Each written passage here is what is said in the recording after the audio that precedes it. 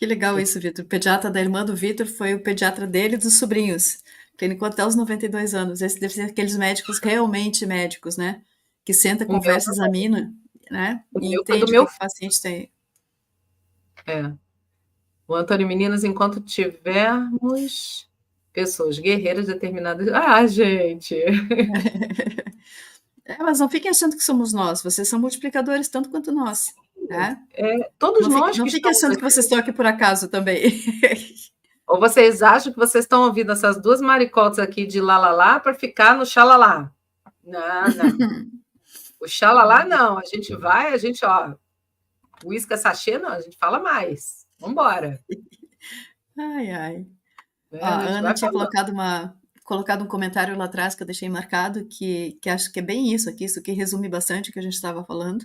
Né? O verdadeiro despertar é conseguir conviver com o caos externo e interiormente ter plenitude e autocontrole, com certeza, exatamente isso. Foi muito engraçado. Hoje eu estava numa reunião, passei a tarde inteira numa reunião na prefeitura, com médicos veterinários da prefeitura, para fazer um projeto aqui que vai afetar bastante coisa, projeto muito interessante.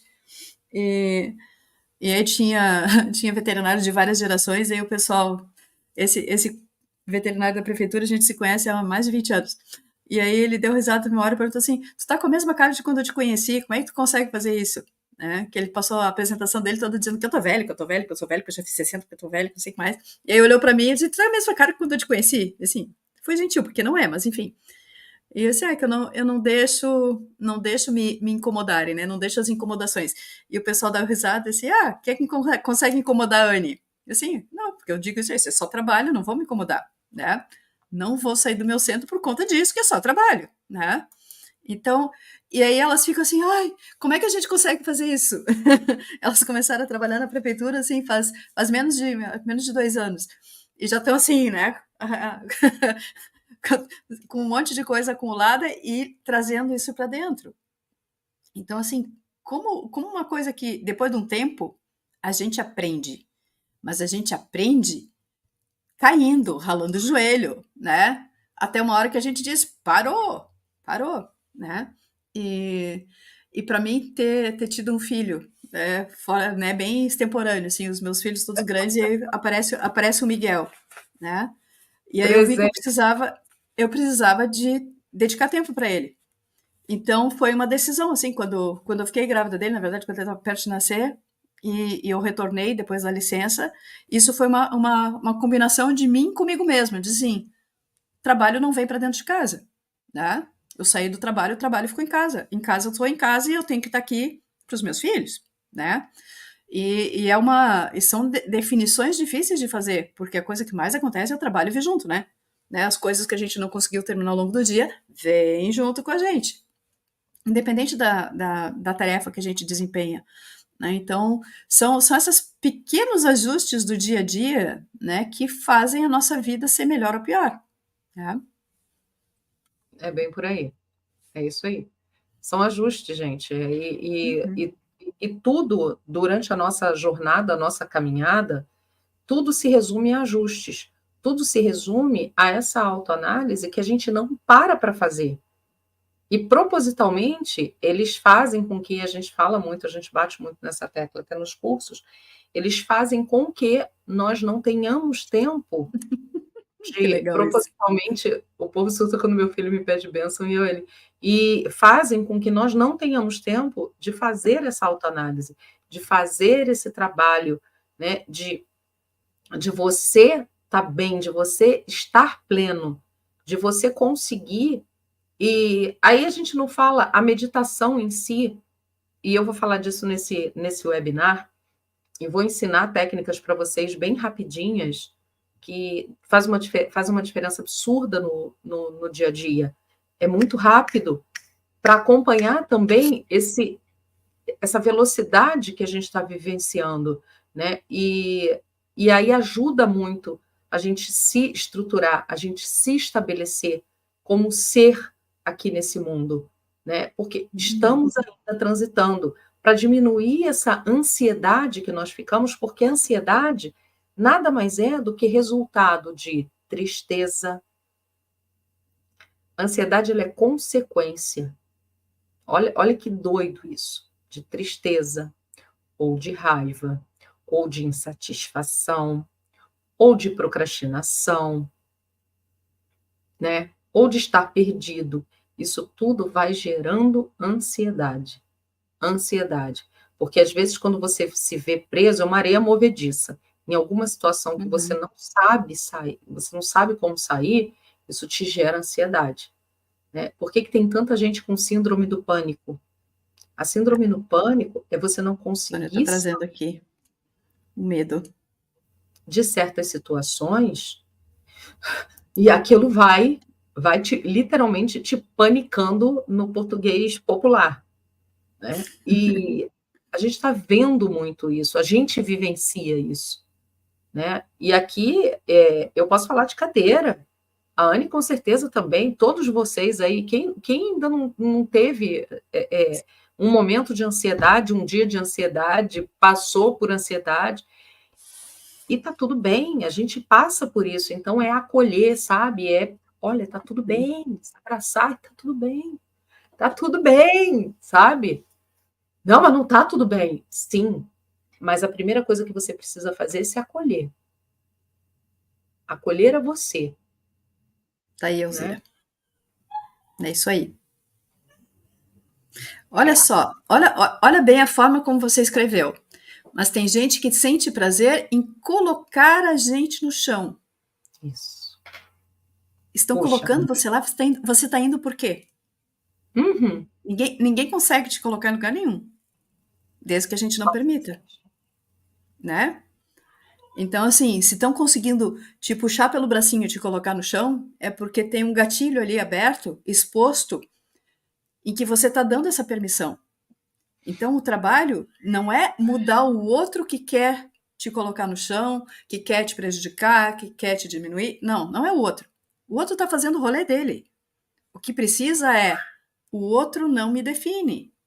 O outro não sabe quem eu sou. O que o outro pensa de mim é o que ele pensa de mim, não é o que eu sou. Então, esse autorreconhecimento simplesmente impede que a gente vá, que nem um cordeirinho, para o local em que nos mandam, para a gente ser pisado, para a gente ser magoado. É a gente que permite isso. E no dia que a gente entende quais são os gatilhos, quais são as permissões que a gente está dando, esse poder acaba, porque a gente tira o poder do outro fazer isso com a gente, tira o poder de qualquer um fazer o que quiser com a gente, né? E a gente não vai, porque a gente permanece no centro. Então, quando a gente fala de olhar para dentro e achar, se conhecer, é isso. É assumir o próprio poder. É o poder de não ir, de não fazer, de não servir ao outro, de não servir de capacho para os outros, de não servir de desculpa para os outros e não usar os outros de desculpa para o sentimento que eu não estou conseguindo trabalhar em mim. Né? Porque, na verdade, quando o outro te coloca para baixo e te faz te sentir, faz você se sentir inferior, incompleta, incapaz, não é o outro. Você está se sentindo assim. E aí você autoriza o outro a te tratar dessa forma. É porque você se enxerga dessa forma que o outro te trata assim. Então não é mudando o outro, é olhando para dentro e ver por que eu me sinto desta forma? Por que eu me permito ser tratada dessa forma? Por que eu abri essa porta? Por que eu permito isso? E são perguntas que a gente faz para a gente.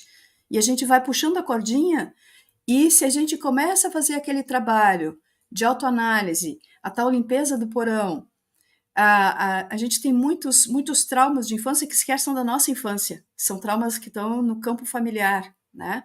Mas a gente fazer aquelas meditações de cura da criança ferida, tem tantas técnicas para fazer isso, e a gente consegue resgatando esses pedacinhos e ficando inteira. E aos pouquinhos a gente vai ficando mais forte, mais inteira, e começa a se reconhecer como realmente nós somos, né? O ser máximo que nós somos, o ser completo que nós somos. Entende? Então, essa coisa do outro fazer pra gente não existe. O outro não existe. No dia que a gente se dá conta que o outro não existe, o outro não é responsável pela minha felicidade e também não é responsável pela minha infelicidade, não é responsável por nada, por nada. Porque uma coisa é o que acontece, outra coisa é o que eu faço com o que acontece comigo. Eu posso ou decidir sofrer, posso decidir me vitimizar, né, ser a vítima do mundo, ou eu posso aprender com isso. São decisões conscientes que a gente faz. Estou dizendo que é fácil? Não, de forma alguma, de forma alguma.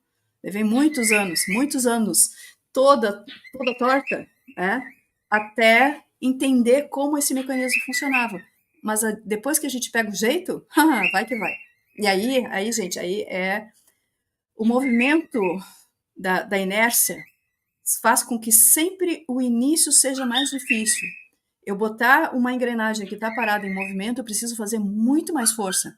Mas depois que ela está rodando, ela só vai, entende? E esses movimentos internos seguem a mesma lógica.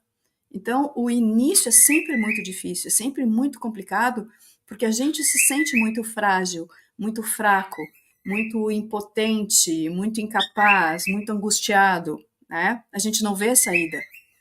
Mas é um pequeno passinho de cada vez, um pequeno passinho de cada vez, e a gente vai vendo que sim, dá certo, a gente consegue. Mas não tenta resolver tudo junto, porque não dá. A gente está acumulando aqui coisas de 400, 500, 700 encarnações, né? E isso significam condicionamentos que ficam impregnados no nosso campo etérico, no nosso campo causal, no nosso corpo causal, no nosso corpo emocional, que não são sequer dessa vida, mas que a gente aprendeu ao longo de séculos e séculos que era assim.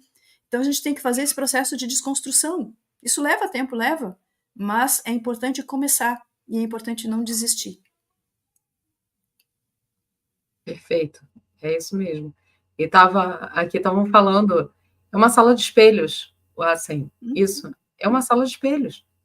É como se você entrasse naquela sala de espelhos, né, de parque de diversões, e você é obrigado a se olhar. É um choque de realidade, é onde você precisa se encarar, é onde você precisa transitar, mas quando você sai outro, você sai renovado. Você sai renovado porque você faz esse trabalho, né, de enxergar que tudo se resume a você. E o resto é uma ilusão. Tem horas que a gente dá uma quebrada, e eu costumo dizer assim, gente, é muito mais difícil quando envolve emoção, quando envolve amor, quando envolve relações emocionais. A Inês é ótima. A Inês foi muito fina. A Inês foi muito fina. A Inês é ótima. Mas também é possível. Também é possível. A partir do momento em que você vê que o outro está numa caminhada em que também está se desenvolvendo. E aí você não toma aquilo para si. Né? Ou enxergar como o que eu preciso. E se bateu ali, autoanálise é muito importante. Porque se bateu, diz de você. Pode. Porque tem coisa para curar. Tem coisa para você mexer. Porque tem coisa para curar. Então, é buscar o que tem para curar ali. É aceitar também. E essa coisa da crítica, gente, e aí falando aqui, a melhor coisa é a gente falar de cadeira, né?